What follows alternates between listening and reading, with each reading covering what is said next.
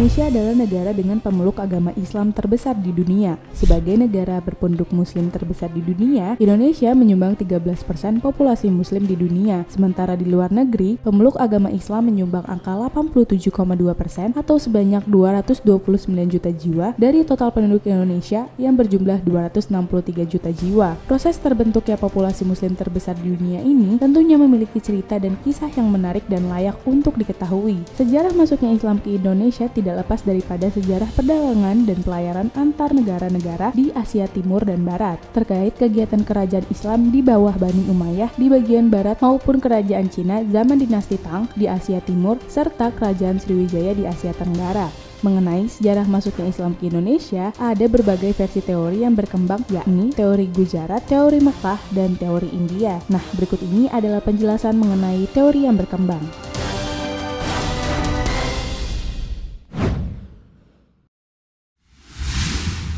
Teori Gujarat.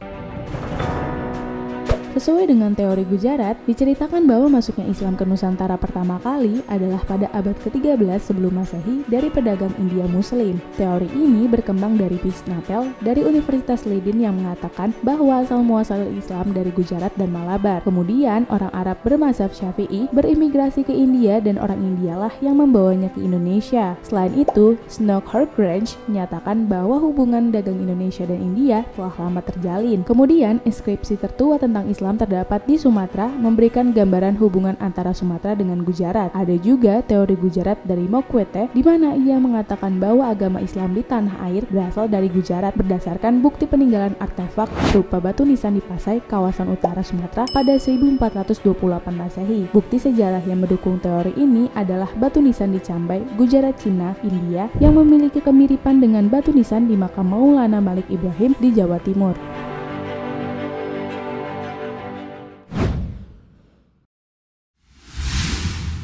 Teori Mekah.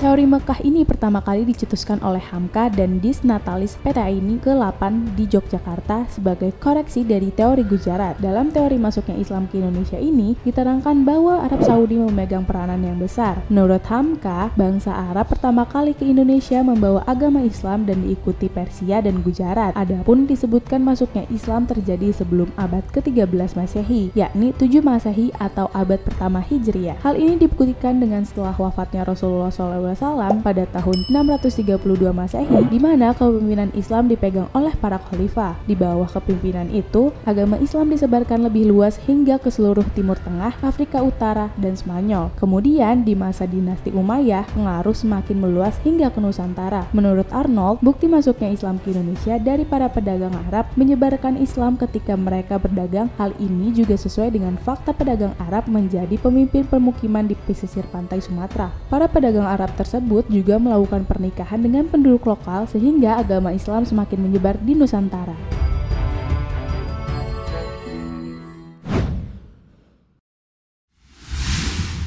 Teori Persia. Teori ketiga terkait dengan sejarah masuknya Islam ke Indonesia adalah teori Persia yang dicetuskan oleh Hussein Jajaningrat. Berdasarkan teori ini, dijelaskan bahwa Islam masuk ke Indonesia dari Persia sehingga di Gujarat pada abad ke-13. Adanya kesamaan budaya Indonesia dan Persia menjadi bukti pendukung atas teori ini. Adanya kesamaan kebudayaan Islam antara masyarakat Islam Indonesia dan Persia juga menjadi bukti yang sangat kuat. Antara lain, peringatan 10 Muharram atau Asyura sebagai hari peringatan Syiah atau Sayyidina Hussein. Peringatan ini berbentuk pembuatan bubur syura. Selain itu, di Minangkabau, bulan Muharram juga dikenal sebagai bulan-bulan Hussein. Lalu di Sumatera Tengah diperingati dengan mengarak keranda Hussein untuk dilemparkan ke sungai. Selanjutnya, teori ini juga didukung dengan kesamaan ajaran Syaikh Siti Jenar dengan ajaran Sufi Iran Al-Halaj. Ketiga, penggunaan istilah bahasa Iran dalam sistem pengeja huruf Arab untuk tanda bunyi harokat dalam pengajian Al-Quran tingkat awal. Nah sobat, itulah tadi informasi menarik yang layak untuk diketahui. Nantikan selalu fakta-fakta menarik dari Kamus Fakta ya sobat.